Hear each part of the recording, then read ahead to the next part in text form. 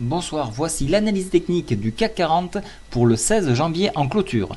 Alors, vous avez probablement dû remarquer, j'ai changé de logiciel et donc vous me commenterez au bas du graphique, s'il vous plaît, savoir si c'est mieux ou si je retourne sur l'ancien logiciel. Voilà, donc après un autre petit point, l'application Android n'a pas de problème publicitaire, vous pouvez la télécharger sans aucun souci. Quelqu'un s'est amusé donc sur le chat à me dénigrer cette application qui tourne à merveille. Voilà, donc qu'est-ce qui s'est passé aujourd'hui? Donc nous avons validé dans un premier temps cette baisse, hein. Il fallait solder sur la médiane de la fourchette d'Andrews. Alors je n'étais pas là une partie de la matinée, donc en arrivant je vous ai vite envoyé un mail comme quoi il fallait vite solder, parce que nous étions en train de repasser au-dessus de MM7, et donc là ça pouvait donner une nouvelle tendance haussière, et c'est ce qui s'est passé, puisqu'on a été accompagné de très bonnes nouvelles, puisque Moody's a conservé le AAA, et puis les bons du Trésor à hauteur de 8,59 milliards pour la France, donc ce qui n'est pas négligeable. On fera tout de même attention aux volumes qui sont très faibles aujourd'hui, hein, puisque les US ne tournaient pas. Il y avait le Martin Luther King Days, donc voilà pourquoi les volumes sont faibles. Donc cette hausse peut être un piège, un bull trap, comme on appelle, c'est-à-dire une fausse hausse. Mais nous conservons quand même cette figure qui est un avalement haussier.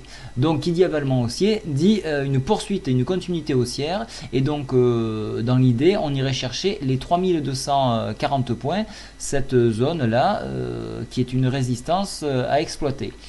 Pour les baissiers, bien sûr, on vient aller chercher le croisement de tendance ici sur 3200 points, hein, on ne va pas chipoter pour 5 points, 3200 points psychologiques, correspondant également à une MM7, et puis en enfoncement, on irait chercher, donc on retourne sur la médiane de la fourchette d'Andrews à 3178.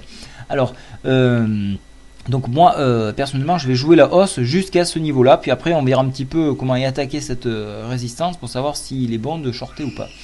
Au niveau indicateur oscillateur, alors on voit tout de suite que la MACD qui tendait vers un recroisement s'en éloigne, donc pas de tendance négative.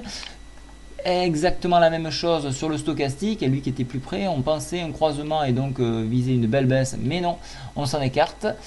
Et donc il n'y a que le William R qui lui est en zone de surachat, mais bon, c'est pas vraiment à prendre en tant que tel. Alors ce soir, il faudra écouter le discours de Draghi, hein, à 19h, qui sera très important. Peut-être que la BCE va se retrousser les manches et sauver l'Europe, donc ça c'est une idée. Sinon demain matin, il faudra écouter les indicateurs de la conso en Europe et en Grande-Bretagne notamment, à 10h30 et 11h pour l'Europe. Et le consensus ZEW, donc pour l'Allemagne. Alors je ne vous le dirai pas le mot en allemand parce qu'il est imprononçable, mais donc c'est quelque chose qu'il faudra bien relever parce que c'est lourd de conséquences. Voilà, donc pour demain je serai haussier à hauteur de 3240, puis après je shorterai probablement dans la mesure où c'est mal attaqué. Voilà, eh bien, écoutez, je vous donnerai toutes les informations en cours de journée par le biais de la newsletter CAC, et sinon ce soir je vous ferai le bilan de nos titres que nous défendons. Voilà, je vous souhaite une très bonne soirée, au revoir.